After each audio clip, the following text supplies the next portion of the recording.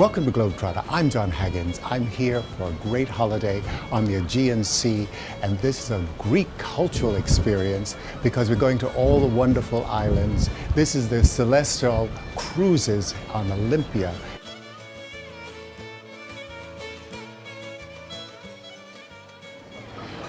You know, Rhodes is magical. I'm so glad that I'm here for the second time, and this walled town is just so magical because people come here for the Grand Master's Palace. They get to shop, they get to dine on the best food in Greece. This is an extraordinary destination.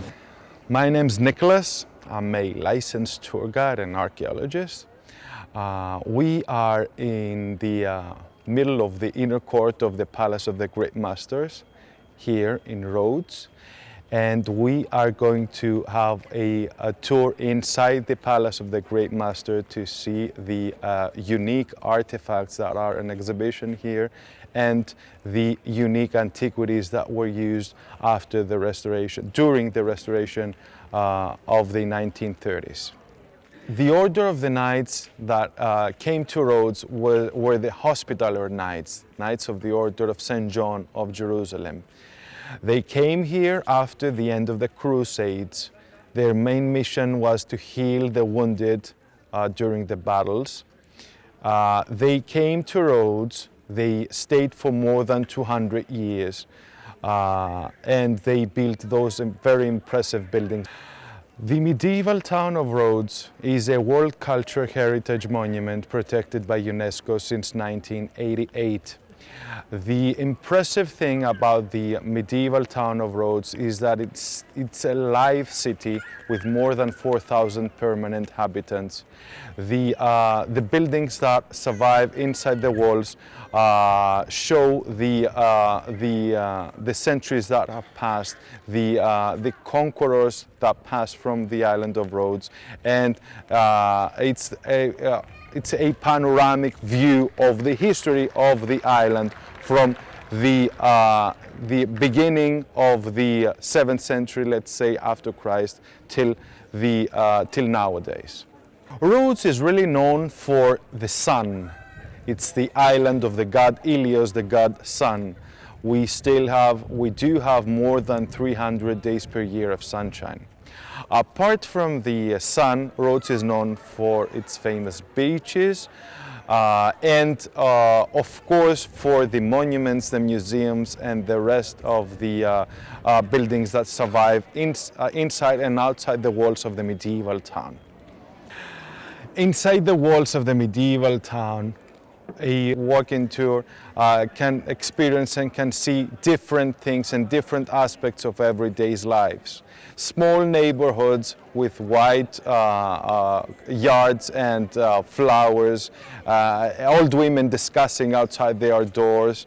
But there's the other part of the medieval town with the lots of shops of modern artifacts and the many bars and many famous and well-known restaurants inside the walls of the medieval town. During the day can offer lots of shopping, a walk-in tour during night can bring nice moments of relax. There are more than 4,000 people that live inside the walls of the medieval town. Life is not so easy for them. It sounds romantic. It may be romantic for us that we don't live inside the walls, but things are very difficult for them as well. For example, sewage is old, and they are not allowed to take their vehicles inside the walls. But since you are born or since you lived most of your life inside the walls of the medieval town, I think that it's not easy for anybody to abandon it. It's like having the sense that you hear the knights passing with their horses outside your door. We are going to Knossos to visit Epirus, Turkey. We're continuing our tour here in Turkey. This is fantastic. We're at Ephesus, and this is an archaeological site that everybody's come to, and it's a great day. The sun is out. What could be better than that? Welcome to Ephesus, to the best well-preserved ancient city in the entire country of Turkey. It's an ancient Greek and Roman city, and Greeks came here 3,000 years ago. That was right after the famous war dedicated to the city of Troy. I'm sure you're familiar with the Trojan War, with Helen of Troy, Achilles, Hector, Paris. In the end of the war, the Greeks were back in homeland Greece, and they noticed that homeland Greece was already invaded by the Dorians. So the legendary leader of the Greeks, Andronicus, he decided to settle somewhere else, build a new city for his people. So he immediately consulted with the oracle in Delphi. You know, that was customary to consult with the oracles before giving important decisions. And the oracles, they were always the women in history. So she advised him that he was going to build his new city where he was going to see fish, fire, and a wild boar at the same time at the same place. That was the prophecy. So he got his men, he sailed to this region, but after a long time of search, they failed to find those three things, so he gave up. Desperately decided to go back to Greece. Who knows, maybe he thought a crowded Greece there was still better than no Greece here. So on the last day, he gave a feast for his men here, and fish, that was their meal, which was so fresh. So it jumped out of the pan and scattered the flames, where there was also a wild boar sleeping right behind the bushes, started running away. So they chased the boar, they killed it and settled there. So this is the legendary foundation of Ephesus by the Greek ancestors. And then time passed. In the 6th century BC, Lydians. After the Greeks, Lydians ruled this area, 6th century BC. Lydians were the ones who minted the very first coins in history, and they're also known for their famous king called Croesus, who influenced the English, Turkic, and Slavic linguistics in such languages. When we want to emphasize someone is very rich and wealthy, we go and say rich as Croesus, rich as Croesus. So after the Lydians, the Persians got here, and Persians ruled this area until a young and famous man came from the west. He was the famous Alexander the Great.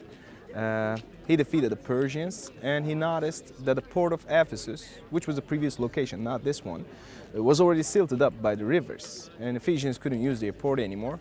However, they needed a port desperately due to their financial concerns, considering Ephesus as being the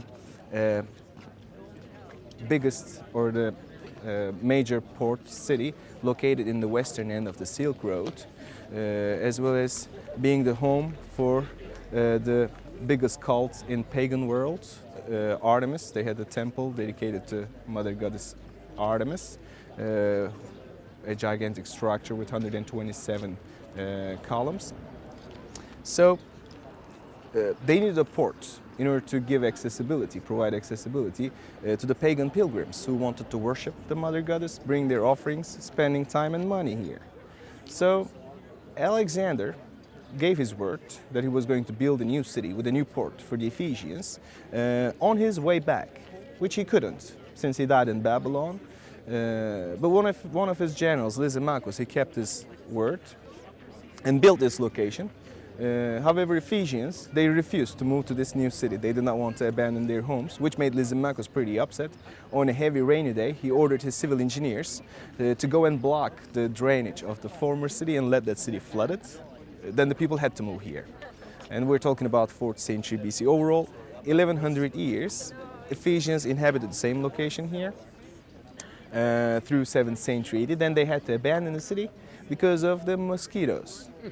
The port here, as you remember, with my line on the bus, as we were driving to Ephesus, starting with the 7th century AD, the rivers have silted up the coast in time.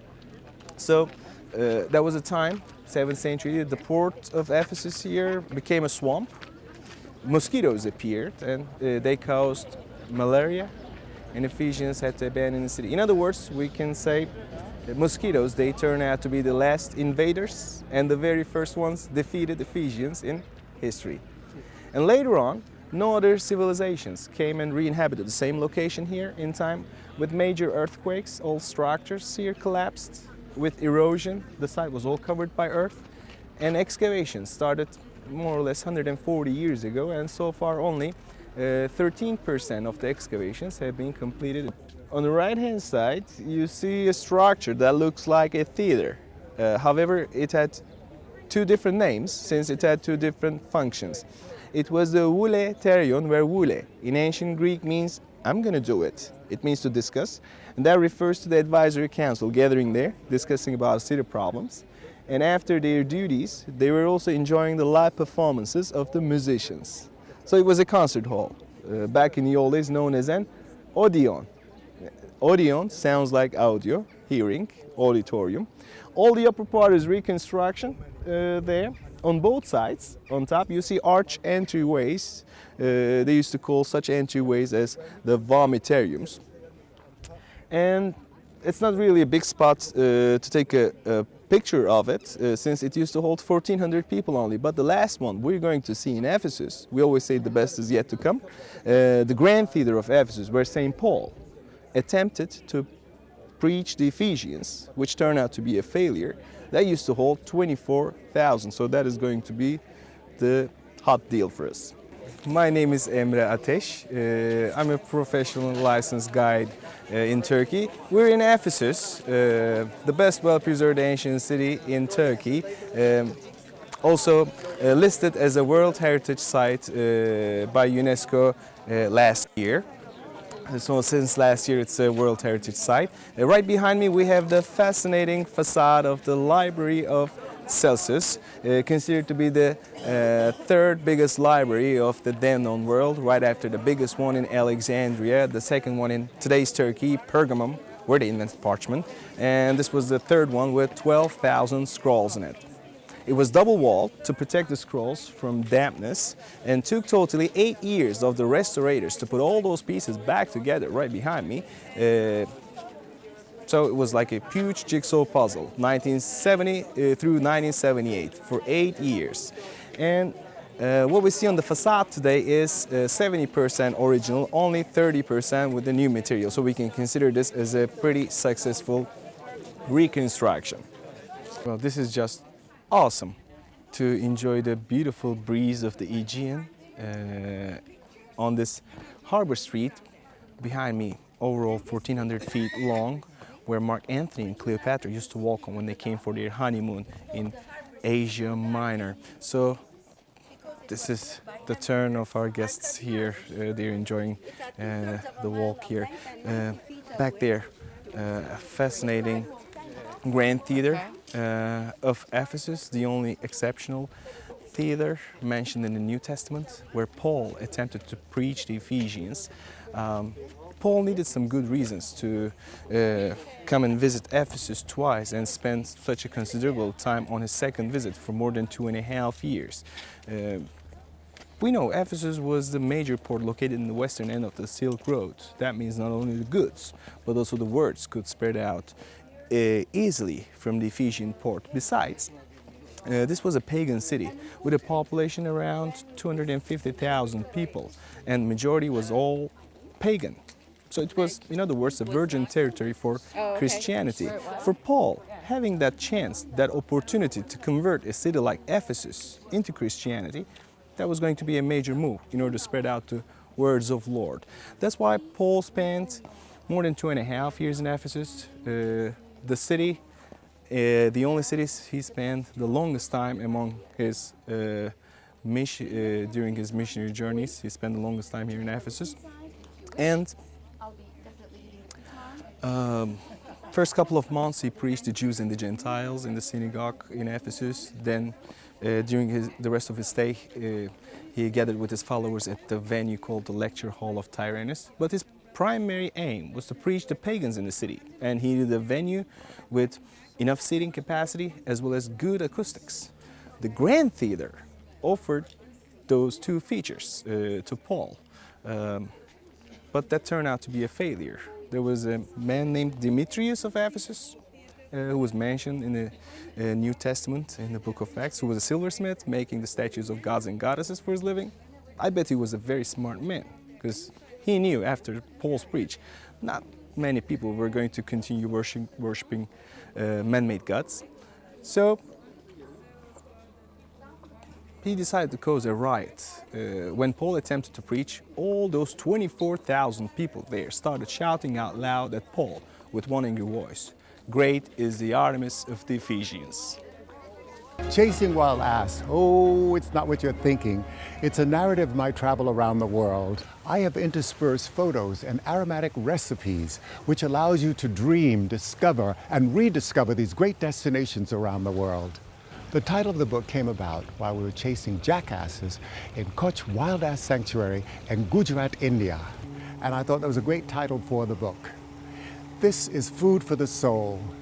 Not only does it allow you to dream, it's adventure, it's history, it's culinary, it's culture, with a sense of humor to spice it up. Chasing Wild Ass is a celebration of life. You have to live each day as if it's your last. Remember, my world is your world, so get up, get out, and travel!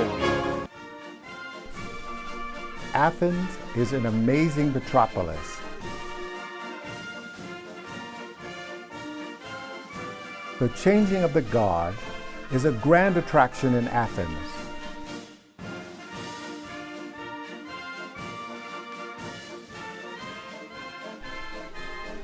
Changing of the guard in front of the tomb of the unknown soldier. The soldiers wear khaki kilts and tights and clogs with black pom-poms. Sunday is a traditional day where the marching band of soldiers arrive in white kilts at 11 a.m.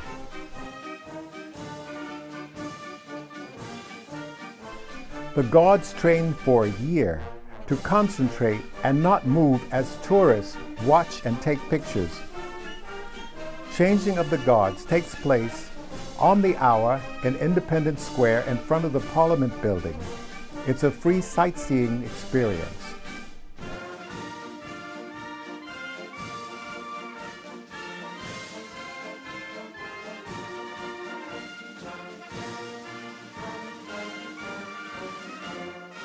Each soldier stands guard for an hour at a stretch of 3 times every 48 hours. They work in pairs in order to perfect the coordination of their movement. Originally formed as the Royal Guard in 1868,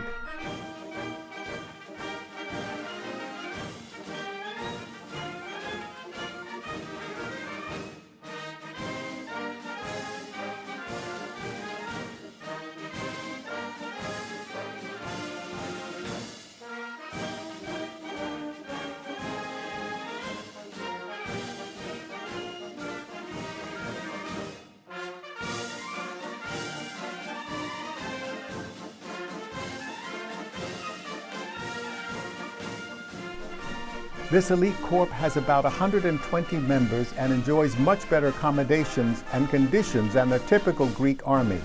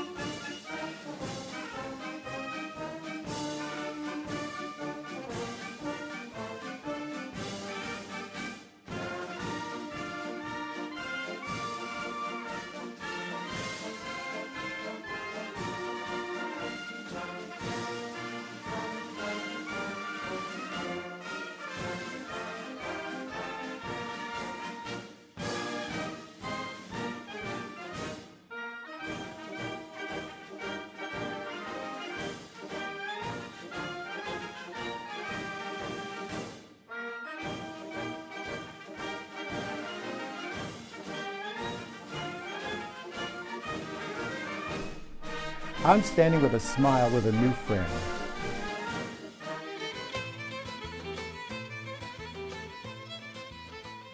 The Acropolis serves as a permanent sanctuary of the ancient city of Athens.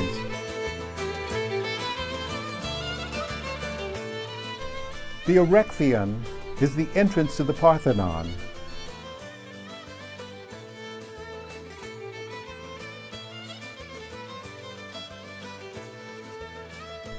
The Parthenon was built between 447 and 432 BC.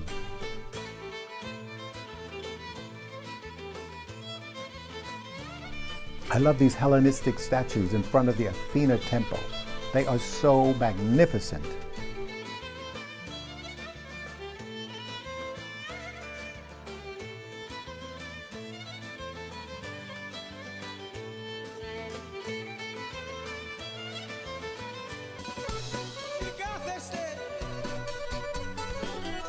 Plaka is a popular destination in Athens where you'll find great shopping and dining experiences.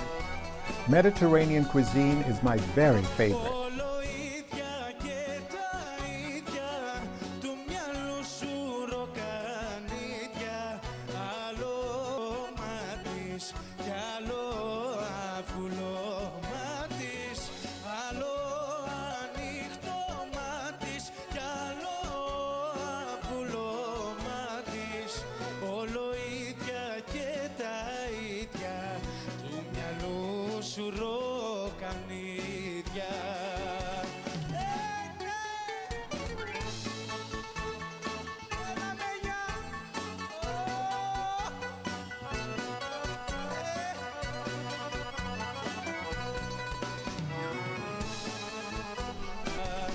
There are many rooftop bars and restaurants in Athens that offer the best views of the city and the Parthenon.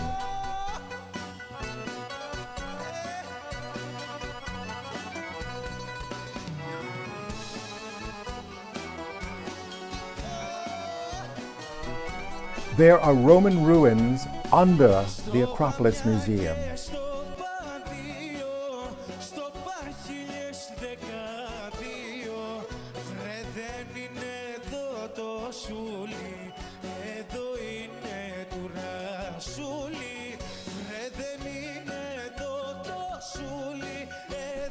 The new Acropolis Museum houses many artifacts reflecting Greece's history. The museum is a perfect place to learn about Greek history. Did you know that the British Museum still has a number of the most important Greek artifacts?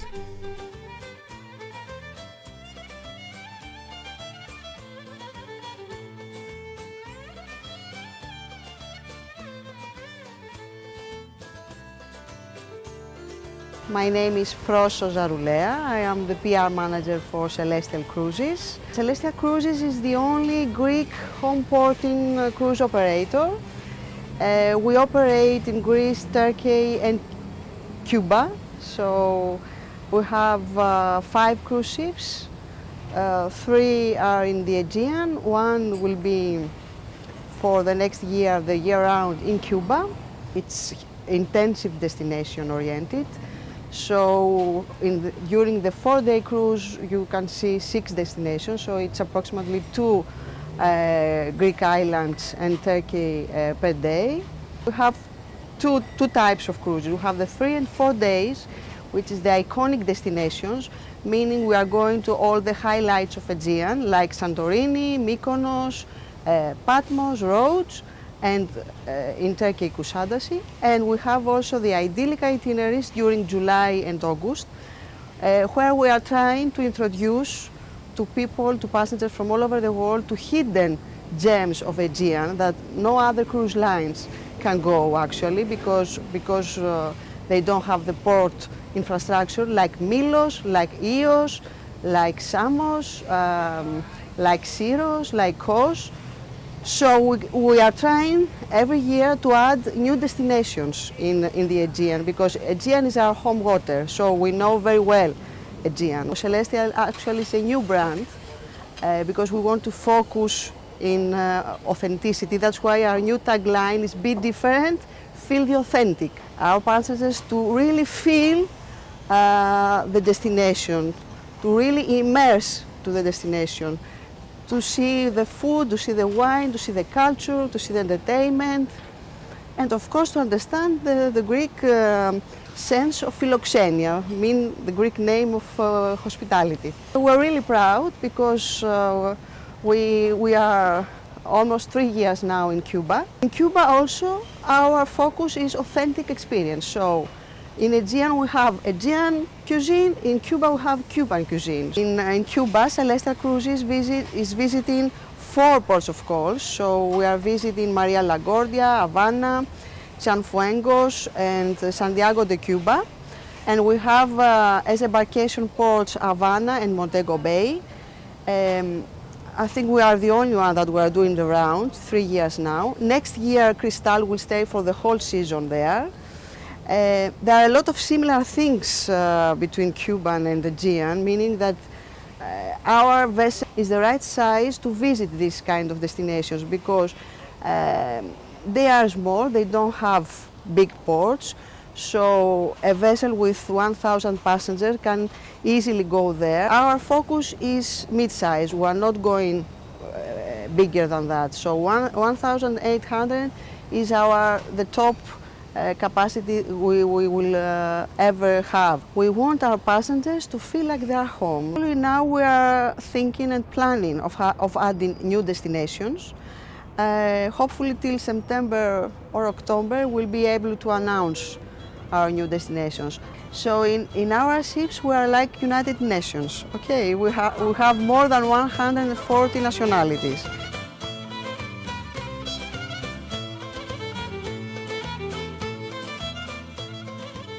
University Boulevard in Athens has a collection of beautiful structures that reflect its history.